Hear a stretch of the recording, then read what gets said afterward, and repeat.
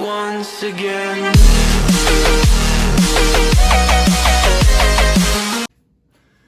E aí, rapaziada, mais um aulão com o tio Dani. Pessoal, a continuação do assunto Revolução Francesa, tá? Na aula de hoje, na aula de agora, tá? A gente vai tratar de Revolução Francesa parte 2, tá? Só pra gente lembrar da Revolução Francesa parte 1, a gente falou da sociedade francesa pré-revolucionária. Então a gente citou alguns fatores de ordem econômica, social, que vão colaborar com a deflagração da Revolução Francesa de 1789. Por exemplo, derrota da França na Guerra dos 7 Anos, a perda da sua maior colônia, que era a Índia, tá? A inflação ou auxílio financeiro e militar dado pela França na independência dos Estados Unidos, a vida de ostentação da nobreza e do alto clero. E aí a gente deu uma enfatizada mostrando imagens do Palácio de Versalhes fora e dentro. Falamos também dos 50% das crianças que não atingiam os 10 anos de idade. E logo após, a gente entrou no debate dentro dos estados gerais, né? Se o primeiro e o segundo estado pagariam impostos. Esse debate, essa rivalidade, esse não consenso, a não solução, tá? Provocou a Revolução Francesa. E aí na Revolução Francesa parte 1 nós tratamos também das principais características da primeira fase. Lembrando, galerinha, primeira fase na França, que vai ali de 1789 a 1792, quando os girondinos, a alta burguesia, que também parte dela era a nobreza de toga, aquela nobreza, pessoal, a parte da alta burguesia que comprava o título de nobre do rei.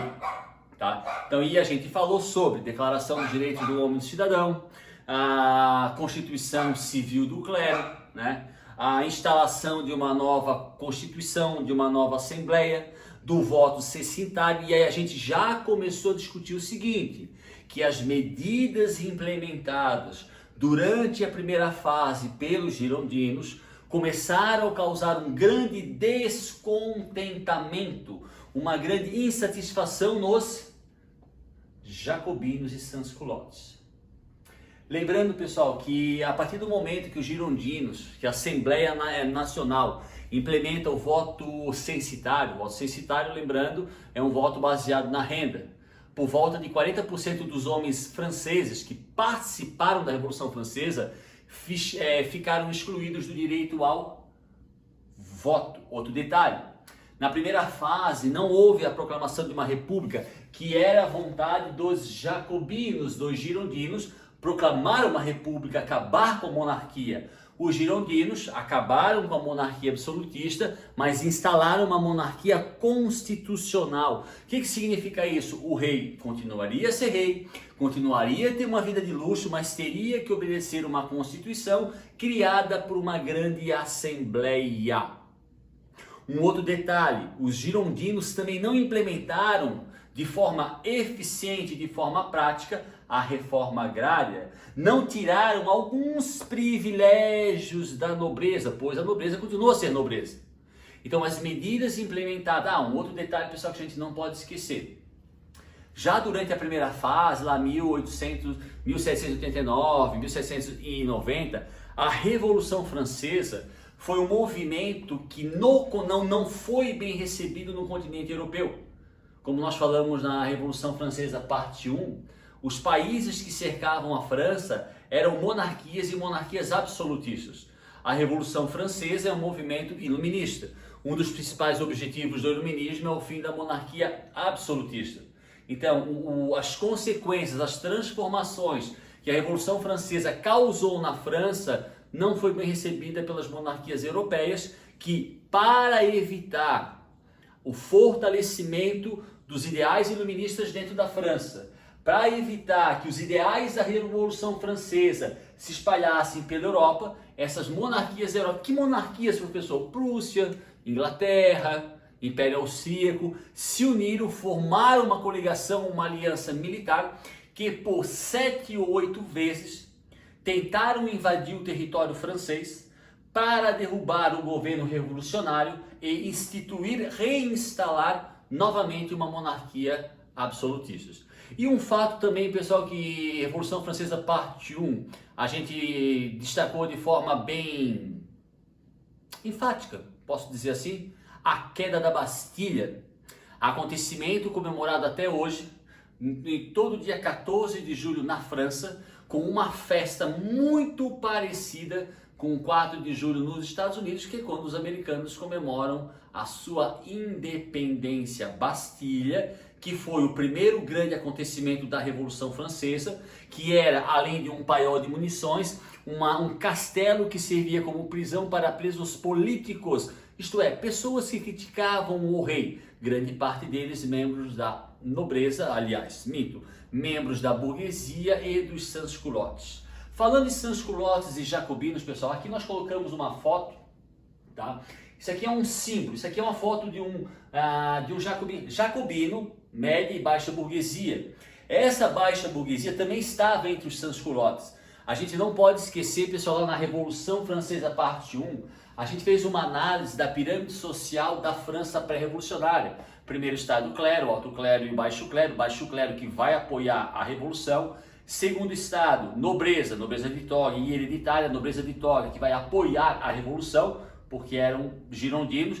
E o terceiro estado, que era 97% da população, o estado sobre o qual recaía toda a carga tributária, estado formado pela burguesia, alta burguesia, média burguesia, baixa burguesia, camponeses, que eram 95% da população, e os sans-culottes, que seriam os trabalhadores da área urbana, inclusive pequenos proprietários, pequenos comerciantes, certo? Então aqui, pessoal, nós temos um símbolo, uma pintura que retrata um jacobino, que retrata um sans-culottes, tá? Então agora nós começaremos Revolução Francesa parte 2, mas antes de entrarmos na segunda fase, galerinha, primeira fase girondinos, segunda fase jacobinos, terceira fase girondinos. E o final de tudo é o início da era napoleônica. Lembrando do finalzinho da nossa aula, Revolução Francesa parte 1.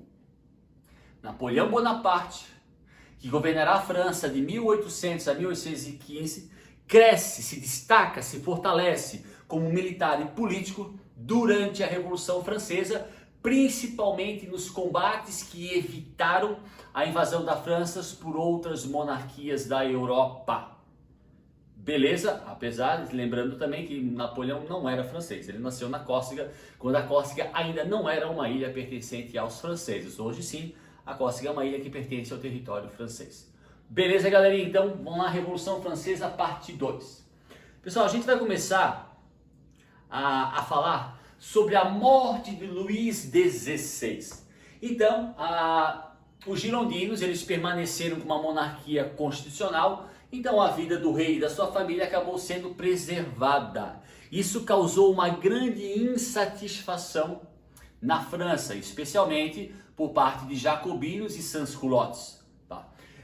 Pessoal, em 1791, o rei e sua rainha, sua mulher, Maria Antonieta, eles tentaram, disfarçados, fugir do território francês em direção à Áustria, para lá na Áustria se juntar com um exército de franceses que fugiram da França e um exército de austríacos, prussianos e ingleses. Resumindo, Luís XVI e Maria Antonieta, em 1791, tentaram fugir da França disfarçados para se unir à coligação das monarquias europeias que tinham como objetivo invadir a França, atacar a França, derrubar o governo revolucionário e reinstalar uma monarquia absolutista. Durante a fuga, Luís XVI e a rainha Maria Antonieta foram presos, foram levados a julgamentos e acusados de alta traição. Afinal de contas, pessoal, eles se uniriam a um exército de outros países para atacar a França. Isso eu acho que em qualquer país do mundo se chama traição. Luís XVI foi acusado de traição, foi julgado, foi condenado. Obviamente que durante esse processo entre o julgamento e o enforcamento ou guilhotinamento de Luís XVI, chega ao fim a monarquia constitucional, porque, como eu já falei antes, a segunda fase da Revolução Francesa, ela começa entre essas duas datas, em 1792, quando os jacobinos, representados pelos sans-culottes, eles ocupam o poder na França. Então o rei é julgado em 1791, ele é condenado por alta traição e já dentro da segunda fase controlada pelos jacobinos, aqui existe, pessoal, uma representação do guilhotinamento de Luís XVI com o homem segurando a cabeça do rei. O rei ele é guilhotinado e a rainha e parte da família em 1793. Pessoal, já com a deflagração da Revolução Francesa na França, sem o assassinato do rei, isso já não repercutiu de forma positiva nas monarquias da Europa. A notícia que a monarquia constitucional havia sido extinta, que havia sido proclamada uma república e que o rei, a rainha e parte de sua família tinham sido guilhotinados, isso já não se repercutiu, pessoal, se já antes, sem o assassinato do rei, a revolução já não repercutia de forma positiva para as outras monarquias, pensem, meus queridos, depois da notícia do guilhotinamento do rei Luís XVI. Então as nações que circundavam a França, as monarquias que compunham o continente europeu da época, tentaram por várias vezes derrubar o governo agora republicano, governado pelos jacobinos, considerado inclusive até pelos próprios girondinos como a ala radical da Revolução Francesa. Então agora, pessoal, depois do guilhotinamento de Luís XVI e Maria Antonieta, nós estamos entrando oficialmente na segunda fase da Revolução Francesa, fase onde a França, onde o cenário político francês será dominado pelos jacobinos representados pelos sans-culottes. Beleza, galera? Pessoal, note, eu sempre digo para os alunos quando a aula é presencial, a gente tem o costume de estudar a Revolução Francesa e parece que ela aconteceu de uma forma assim serena, que foi em etapas. Pessoal, ela não foi serena, ela não foi em etapas. Desde o início da Revolução Francesa até o momento que Napoleão sobe ao poder, a instabilidade foi a maior característica, seja da primeira fase, da segunda fase ou da terceira fase. Como diz o Manezinho lá do Ribeirão da ilha de Florianópolis, a Revolução Francesa foi um balaio de gatos. República. Então, em 1792, foi extinta a monarquia constitucional, foi proclamada a República, a Assembleia Nacional da primeira fase ela foi destituída, pois ela era controlada praticamente pelos girondinos, através de uma eleição, na qual no voto não era mais censitário, mas sim universal masculino, então através do voto universal masculino. Em 1792 foi escolhida uma convenção, pessoal, convenção é a mesma coisa que uma nova assembleia. Foi eleita uma nova assembleia, aquela Assembleia Nacional da primeira fase, que era controlada pelos girondinos, foi extinta. Através do voto universal masculino, se escolheu uma nova assembleia chamada de convenção. E essa convenção, obviamente, ela vai implementar, vai aprovar, como eu já falei agora, o voto universal masculino. Pessoal, hoje em dia, não só em Brasil, mas em mundo, todo mundo fala, eu sou de esquerda, eu sou de direita, ele é de esquerda. Pessoal, a expressão esquerda ou direita, no que tange ao cenário político, ela aparece aqui durante a Revolução Francesa. Então, essa convenção, essa nova assembleia, eleita através do voto universal masculino em 1792, já durante a República, à direita ficavam os girondinos, aquela mesma galerinha que controlou a primeira fase, que é a alta burguesia. À esquerda ficavam os mais radicais, os sans-culottes e os jacobinos. Na época, pessoal, ficou subentendido o seguinte, que esquerda significava aquela galera que queria mudanças e que a direita queria a manutenção dos princípios da primeira fase, dos princípios estipulados pela Constituição de 1791, apoiado pelos girondinos. Então ficou mais ou menos assim, a esquerda quer transformar, a esquerda quer mudar a sociedade e a direita quer que a sociedade continue da forma que ela está. Por isso que meus queridos alunos, como professor de História, eu acho muito delicado, as pessoas devem tomar muito cuidado quando dizem, eu sou esquerda, tu é direita, tu é esquerda, eu sou direita.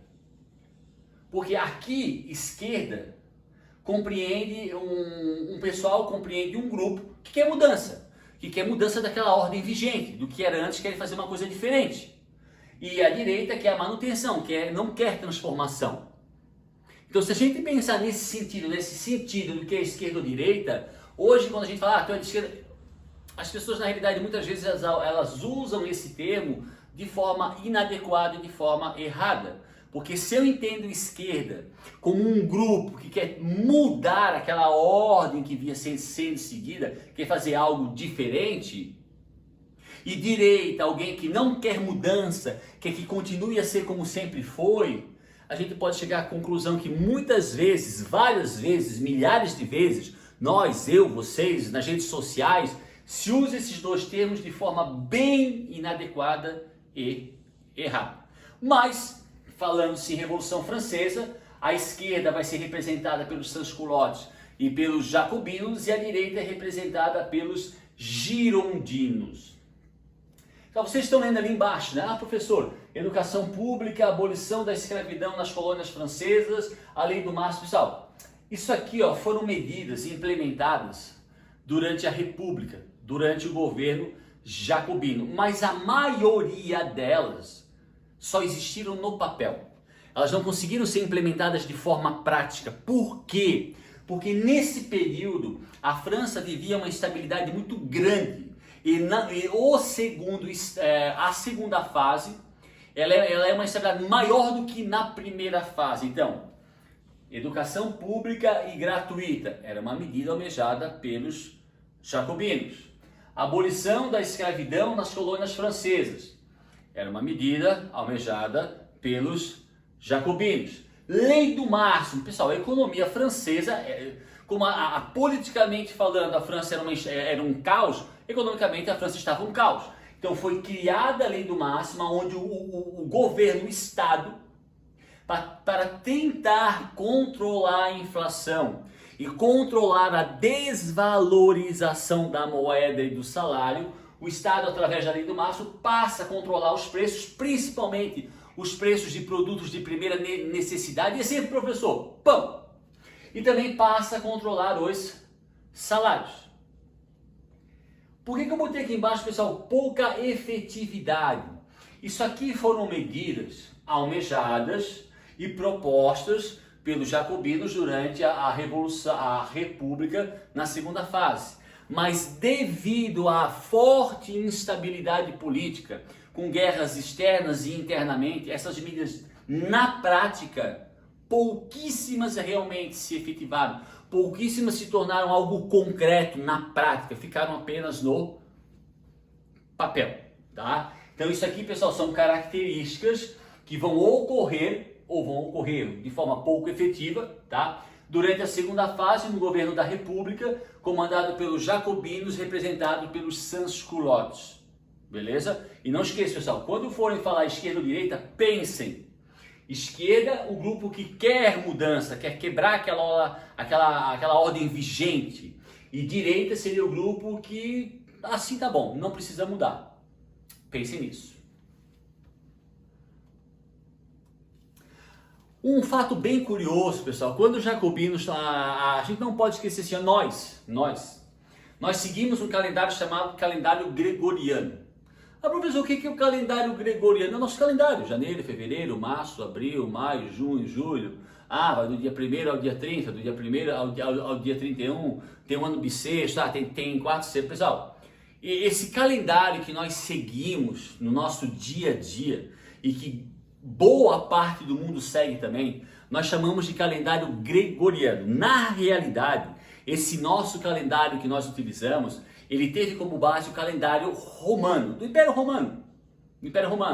Por volta do século XII, século XI, o Papa Gregório, ele pega esse calendário e ele faz algumas modificações. Por isso o nome calendário gregoriano. Então toda vez que vocês escutarem calendário gregoriano, é o calendário que a gente usa no dia a dia.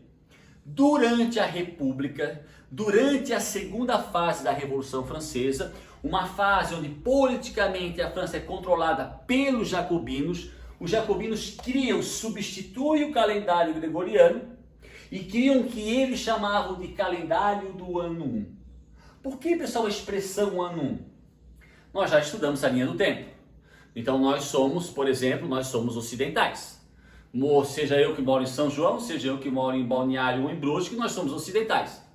Ser ocidental é nascer na América, na Austrália, na Europa e na Nova Zelândia. Na nossa linha do tempo, o nosso ano 1 é o nascimento de Cristo, que marca antes de Cristo e depois de Cristo. Por quê? Porque a grande maioria dos ocidentais são cristãos. Então, para o mundo ocidental, o nascimento de Cristo seria um fato muito importante. Então, sempre que vocês olharem um calendário, pessoal, uma linha do tempo de alguma civilização, o ano 1 normalmente é considerado um acontecimento muito importante. Por exemplo, na linha do tempo dos muçulmanos, o ano 1 é Égira. O episódio onde Maomé, em 622 depois de Cristo, ele foge da cidade de Meca para a cidade de Medina. Os muçulmanos consideram esse acontecimento mais importante, que na linha do tempo deles é usado como o ano 1. Os jacobinos, por considerarem a República, a segunda fase da Revolução, como um marco na história francesa, por que eles chamam de ano 1? Porque eles consideram, na linha do tempo da França, a instalação da República como o acontecimento mais importante da história francesa. Por isso que eles substituem o calendário gregoriano e criam um calendário chamado calendário do ano 1. Ano 1, por considerar o governo jacobino, a segunda fase, a República, como um divisor de águas. O que quer dizer isso? A França antes da República e a França depois da República. Eles pegam o calendário gregoriano e eles modificam. Vou dar um exemplo. Durante a nossa aula, pessoal, vocês vão estudar assim, ó, Brumário, Termidor, Frimário. Pessoal, como é que eles são? O mês de outubro, tá? Eles dividiram cada mês em 3 partes, né? Então, por exemplo, do dia 21, para nós, né? Do dia 21 de setembro ao dia 20 de outubro, esse período, tá? Que na França é um período de colheitas de uva, eles vão chamar esse período de vindima ou vindimiário. O período de 21 do 10 a 20 do 11, eles vão chamar de brumário. O período de 21 do 11 a 20 do 12, baseado no nosso calendário, eles vão chamar de frimário. O período de 21 do 12 a 20, é isso mesmo? Do dia 21 do 1 ao dia 20 do 2, eles vão chamar de nouveau. Pessoal, então aqui, ó, não existe mais janeiro, fevereiro, março, abril, maio, junho, julho, agosto. Virimário, brumário, frimário, nivoso, pluvioso, ventoso, germinal, floreal, prairial, misidor, termidor, frutidor. Não existe mais a nomenclatura que nós chamamos de janeiro, fevereiro e março. Isso aqui é um calendário criado durante a República, o calendário revolucionário, criado durante a República pelos jacobinos, chamado calendário do ano 1. Então, toda vez que eu falar brumário, termidor, essas expressões, pessoal, elas são baseadas em meses, em períodos do calendário revolucionário. Beleza? Obviamente, pessoal, esse calendário, depois que a Revolução ela acaba, principalmente durante a Era Napoleônica, os franceses voltam a usar o velho e o nosso calendário gregoriano. Beleza? Pessoal, essa foto é uma imagem, é uma pintura de Maximilien de Robespierre. Maximilien de Robespierre, pessoal, ele era um jacobino.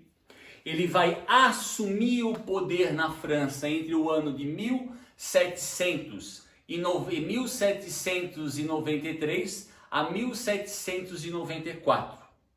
Maximilien Robespierre, que era um seguidor de Jean-Jacques Rousseau.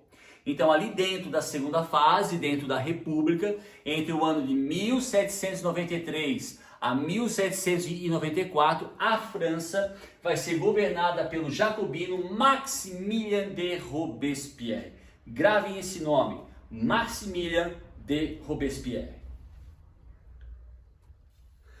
Pessoal, esse período de governo do Maximilien de Robespierre, ele é denominado dentro da Revolução Francesa, ali na segunda fase, de período do terror ou o terror. Por quê? Em questão de um ano, um pouco mais de um ano, tá? O Maximilien de Robespierre, ele vai implementar uma onda de perseguições, uma onda de julgamentos arbitrários e sumários e uma onda de guilhotinamentos. Entre o ano de 1793 a 1794, aproximadamente haverá 45 mil execuções, na sua grande maioria na guilhotina, e todas foram comandadas, foram indicadas, foram comandadas por Maximilien de Robespierre. Aqui eu coloquei, pessoal, a foto de dois bem importantes líderes jacobinos, Danton e Marat, ou Marat, tá? Tá, professor, mas espera aí, então a gente está lendo ali, ó, o terror de 1793 a 1794, aproximadamente 45 mil execuções, girondinos, eram inimigos, monarquistas e jacobinos. Sim, pessoal. Durante o governo do Maximilien de Robespierre, que vai de 1793 a 1794, essas perseguições que Robespierre ele imprimiu na sociedade francesa, foi inclusive, pessoal, por volta da metade dessas execuções, da metade das pessoas que foram guilhotinadas, elas pertenciam à classe popular. Elas pertenciam a setores populares da sociedade. Uma boa parte dos guilhotinados eram jacobinos. Sim, do próprio grupo do Maximilien de Robespierre. O maior exemplo foi a execução de um líder jacobino, Danton, e a execução de um dos maiores, acho que somente abaixo de Robespierre, Marat, que foi assassinado. Pessoal, isso aqui obviamente é uma pintura estilizada, que mostra ele na banheira, porque Marat sofria de problemas de pele, e diziam que a única maneira de aliviar a dor ou a coceira eram banhos que ele fazia diariamente. E aí reza a lenda que ele teria sido assassinado enquanto escrevia dentro de uma banheira. Pessoal, isso aqui é uma imagem idealizada do assassinato e da morte de Marat, mas ele foi realmente assassinado. Então a gente mostra que durante esse período do terror, que era um período da República, um período jacobino, Maximilien de Robespierre, ele manda executar, e mais da metade das pessoas executadas eram jacobinos. Dentre eles, grandes líderes, dois jacobinos, Danton e Marat. Obviamente, pessoal, que se a gente analisar ali um pouco mais a fundo a segunda fase, esse período de perseguição, esse período de guilhotinamentos indiscriminados e prisões, isso vai provocar a revolta de setores da sociedade francesa, que até então eram aliados dos jacobinos e passam a não ser mais aliados dos jacobinos. Por quê? Porque os jacobinos estavam matando os jacobinos. Os jacobinos estavam matando os sans-culottes. Como eu falei agora, daquelas 45 mil pessoas que foram guilhotinadas, praticamente 50% eram de setores populares da França, de grupos que participaram da Revolução ao lado dos sans-culottes, eram sans-culottes ou jacobinos. Então, durante a segunda fase, vão explodir movimentos populares contra o governo jacobino, devido ao fato dos jacobinos começarem a matar jacobinos e sans-culottes. Isso, obviamente, pessoal, é óbvio, vai enfraquecer o governo jacobino e o governo de Maximilien Robespierre, tanto que, em 1795, a reação termidora. Ó, pessoal, a expressão termidora tem a ver com um período do calendário revolucionário do termidor, o período chamado de termidor. Então essa nomenclatura, essa reação, ela vai acontecer durante o mês do termidor. Ah, professor, mas qual é o mês do termidor? Então vamos analisar. Termidor, pessoal. Termidor seria no nosso calendário entre o dia 21 de julho ao dia 20 de agosto. Então, entre o dia 21 de julho e o dia 20 de agosto do nosso calendário, explodiu uma reação. Os girondinos reagiram ao governo jacobino, ao governo republicano, que já estava enfraquecido devido às várias perseguições e assassinatos. E no mês do termidor, entre 21 de julho a 20 de agosto, os girondinos implementam um golpe, uma revolta, derrubam o governo jacobino, acabam com a república, guilhotinam Robespierre e seu irmão e grande parte dos homens e das pessoas que participaram que compactuaram com os assassinatos promovidos por Maximilien de Robespierre. E aí no ano de 1795 começa a terceira fase da Revolução Francesa. Obviamente os girondinos voltam a tomar o poder. Sabe, eles vão acabar com a República, mas eles não vão restituir a monarquia. Eles vão criar, a partir de 1795, um governo chamado de Diretório.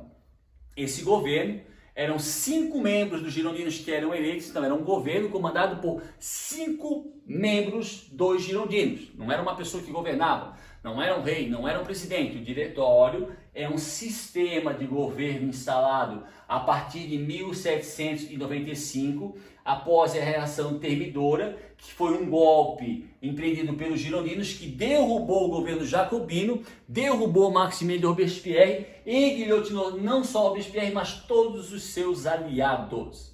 Então, o Diretório, que é um governo girondino, vai restituir o voto censitário, vai obviamente anular, pessoal, as medidas implementadas ou não, algumas não chegaram a ser implementadas pelos jacobinos, mas não diferente da primeira fase, não diferente da segunda fase, a França da terceira fase continuava, pessoal, a ser uma sociedade, um período extremamente instável. Exemplo, em 1796, durante a terceira fase, durante o governo do Diretório, que é girondino, explodiu na França a Revolta dos Iguais.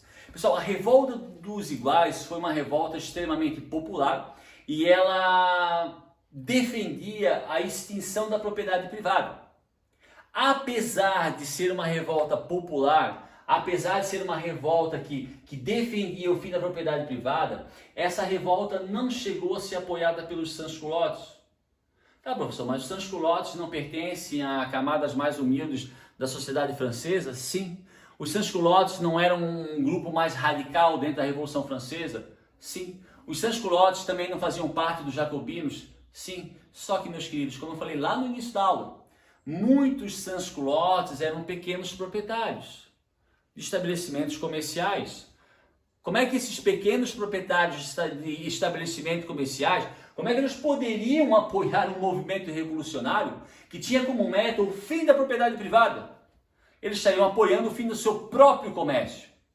Então, a Revolta dos Iguais, que foi violenta, que ela acontece dentro da terceira fase, é mais um fator de instabilidade, ela não chegou a ser apoiada pelos sans-culottes, devido ao fato de ela propalar, dela defender o fim da propriedade privada. E a gente não pode esquecer, pessoal, que os jacobinos, os sans-culottes, também eram a média e principalmente a pequena burguesia. Então, um caos, pessoal, político e econômico fora. Pessoal, isso eu estou falando internamente, fora as várias tentativas, né, as várias agressões que a França sofria por uma coligação, por uma aliança militar formada por monarquias da Europa. Então eu estou falando aqui, do caos interno, da instabilidade interna. Junto com essa instabilidade interna, havia a externa, que era a tentativa das monarquias europeias de ocuparem a França para derrubar o governo revolucionário. Só que, a partir, pessoal, de por volta de 1797, a realidade dos campos de batalha, o que significa isso? A realidade dos combates entre os franceses e essas tais coligações começou a se reverter favoravelmente aos franceses. Os franceses não só, isso aqui, pessoal, é uma imagem, né? é uma pintura, tá? De um combate que teria ocorrido entre franceses e essa coligação formada por Prússia, Império Austríaco, por Inglaterra, Holanda, tá? A partir por volta de 1797, a sorte agora está ao lado dos franceses. Os franceses não só conseguem repelir o ataque estrangeiro, mas eles começam agora o quê? A contraofensiva.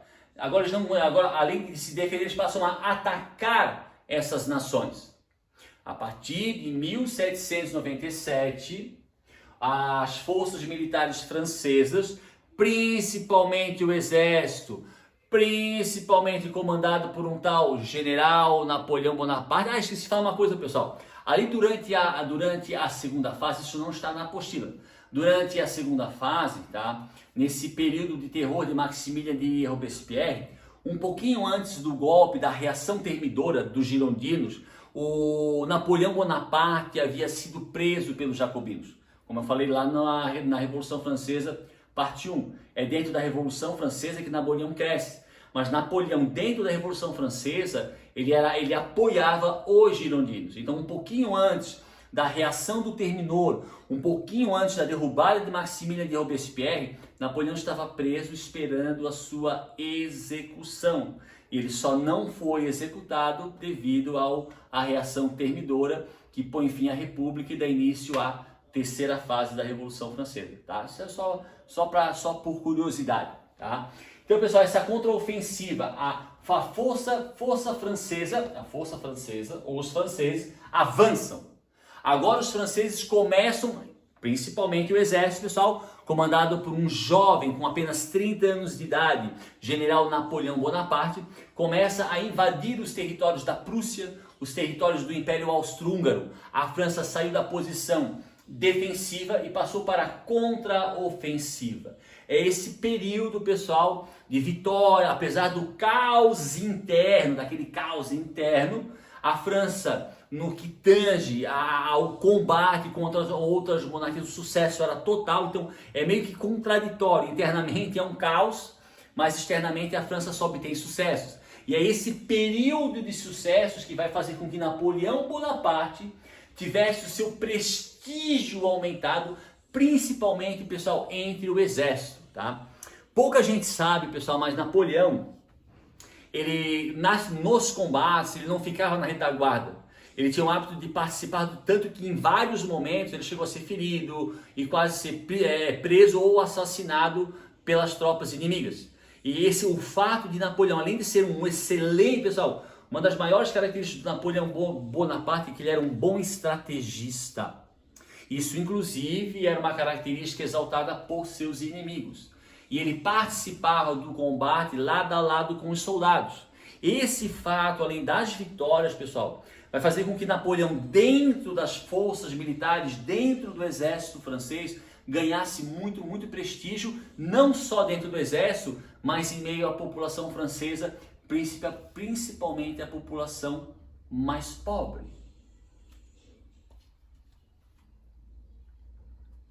Opa! E aí, meus queridos, no dia 18 do Brumário, pessoal, Brumário, calendário revolucionário. Pessoal, 18 do Brumário, o nosso calendário é 9 de novembro, tá? Então, no dia 18 do Brumário, tá? Lembrando que 18 do Brumário, pessoal, vai ser um golpe girondino, né? Que vai colocar Napoleão Bonaparte no poder. Um pouquinho antes do golpe, pessoal, Napoleão estava numa campanha militar no Egito. Pessoal, qual é a distância da França para o Egito? É grande? É longe? Isso quer dizer o que? Isso mostra a que ponto o exército francês chegou. Ele não só não estava mais na defensiva, estava na contraofensiva, ele já estava numa campanha militar no Egito, que era uma região pertencente aos ingleses. Então os franceses estavam novamente, né, pessoal, em briga com a Inglaterra. E em função daquele caos generalizado econômico, social e político, os girondinos recorrem a Napoleão. Por quê, pessoal? Eles pensaram assim, tá um caos. Estamos tendo, tem jacobinos querendo voltar ao poder, tem os sans-culottes ou outros grupos. Qual foi a única solução que eles encontraram para talvez trazer estabilidade à França? Colocar alguém com muito prestígio e força no poder. Quem era essa pessoa naquele momento? O comandante do exército francês, Napoleão Bonaparte, porque tinha bastante prestígio em meio à população do país e em meio aos seus soldados. A gente não pode esquecer, pessoal, que nessa época o exército francês era considerado o melhor e maior exército do mundo. Tinha por volta de 600 mil soldados. Hoje 600 mil soldados não é considerado um exército grande, é médio, de médio porte. Mas na época, pessoal, 600 mil soldados era gigantesco. Então, tentando trazer estabilidade econômica, política e social à França, no dia 9 de novembro ou 18 de maio de 1799, apoiado pelos girondinos. Napoleão recebe um telegrama, uma carta, na sua campanha militar no Egito. Ele sai do Egito furando um bloqueio naval da Inglaterra, porque eles estavam cercados pelos ingleses, vai até Paris e toma o poder, no famoso, como eu falei agora, pessoal, no famoso golpe do 18 de maio de 1799, apoiado pelos girondinos, apoiado pela alta burguesia, e aí tem início a Era Napoleônica. Uma outra coisa, pessoal, que eu quero falar, inclusive nas próprias apostilas, alguns historiadores enxergam o início da Era Napoleônica como o fim da Revolução Francesa. Não é. Não é. Se vocês tiverem a curiosidade de estudar mais a fundo a história de Napoleão, a história da Era Napoleônica, quando a Era Napoleônica é deflagrada, ali no finalzinho do século XVIII, as monarquias europeias da época consideravam a Era Napoleônica uma continuidade da Revolução Francesa. Porque tudo bem, né, pessoal, Napoleão não era um jacobino, não era um sans-culottes, mas ele era apoiado pelos girondinos. E Napoleão cresceu dentro do movimento iluminista. Napoleão cresceu numa França estimulada pelo iluminismo. E durante a Era Napoleônica, né, lembrando que o iluminismo é um movimento burguês, então Napoleão era apoiado pela burguesia. Durante a Era Napoleônica, Napoleão irá implementar de forma efetiva medidas de cunho iluminista. Uma delas até, pessoal, os jacobinos tentaram implementar, mas só ficou no papel, que era a educação pública e gratuita. Foi implementada durante a Era Napoleônica, que era uma medida revolucionária e iluminista. Reforma agrária. Napoleão concedeu terras aos camponeses. Então, diferente do que muitos historiadores pensam, tá? A Era Napoleônica, pessoal, ela é sim uma continuidade, um pouquinho diferente, mas uma continuidade da Revolução Francesa, porque Napoleão, apesar de apoiar os girondinos, ele implementa medidas de cunho iluminista e medidas também que teriam sido implementadas na Revolução Francesa, mas não foram, como a educação pública e gratuita, mas foram implementadas durante a Era Napoleônica. Então, a Era Napoleônica é sim uma continuidade da Revolução Francesa. Beleza, galera?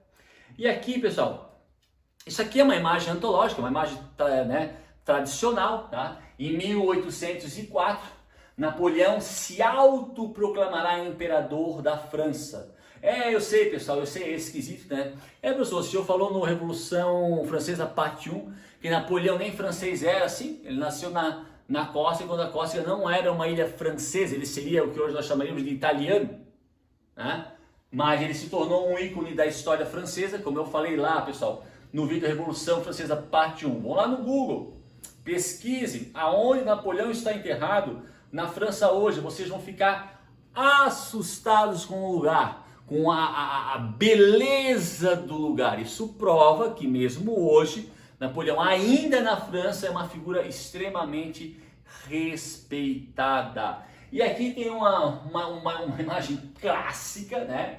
Que é Napoleão se autoproclamando imperador da... Pessoal, ele nem tem a linhagem, tá? A família de Napoleão Bonaparte, a dona Pauline, que era sua mãe extremamente católica, o seu pai Carlos Bonaparte, eles eram de uma nobreza decadente. A família de Napoleão Bonaparte era uma família proveniente de uma nobreza que não era mais rica, era de uma nobreza que não tinha mais prestígio. Por isso uma nobreza, então ele não teria laços sanguíneos suficiente para ser imperador, até porque nem francês ele era. Mas em 1804, com o apoio de grande parte da sociedade francesa, principalmente da alta burguesia, Napoleão se proclamou imperador da França. Na próxima aula, pessoal, quando a gente falar sobre a Era Napoleônica, tá? Que reza a lenda que Napoleão teria tirado a coroa da mão do Papa e teria virado as costas para o Papa numa afronta ao Papa e se autocoroado imperador. Pessoal, tudo isso foi ensaiado entre ele e o Papa. Já estava acordado que isso aconteceria. Mas isso, galera, é uma história para a nossa próxima videoaula, que falará sobre a Era Napoleônica. E só para dar uma colherzinha de chá, A era napoleônica, que vai de 1800 a 1815, né? Eu poderia considerar 1799, tá? 1799 a 1815, tá? Ela vai ser caracterizada pelo apoio dado por Napoleão à burguesia, principalmente à alta burguesia, pela expansão territorial imprimida por Napoleão. Napoleão chegará quase a ocupar todo o continente europeu, e pela implementação de medidas de cunho iluminista. Então, pessoal, na próxima aula, tá, nós trataremos da era napoleônica e trataremos de todas as medidas que Napoleão fez, trataremos de como Napoleão tratava os países ocupados e trataremos também os fatores que acabaram colaborando com o final da era napoleônica. Mas isso, pessoal, como diz Daniel Tommasini, é uma outra história. Beleza? Galerinha, espero que vocês tenham gostado da aula, né?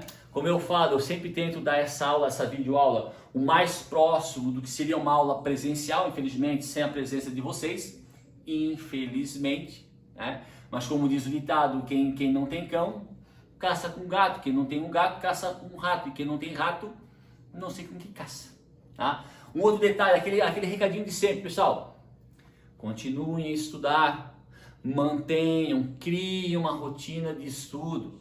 Criem uma rotina de estudo. Assistam os vídeos em certo horário. Ah, professor, o vídeo é longo, não tem problema. Para, vê um pouquinho agora, vê um pouquinho depois, vê um pouco amanhã, faz anotações.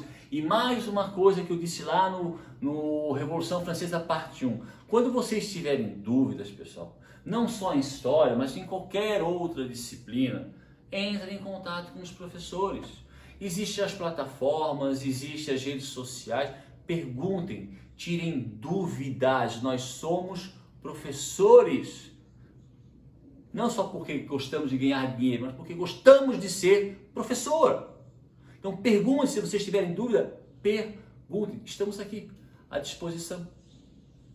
Beleza? Galera, um outro detalhe que também é para valorizar o trabalho aqui do tio Dani, né? Inscrevam-se no meu canal. Curtam. Esse canal é canal para conhecimento, pessoal. Para conhecimento. E conhecimento é liberdade. Quanto mais conhecimento nós temos, isso eu me incluo, a gente sempre está aprendendo, mais liberdade.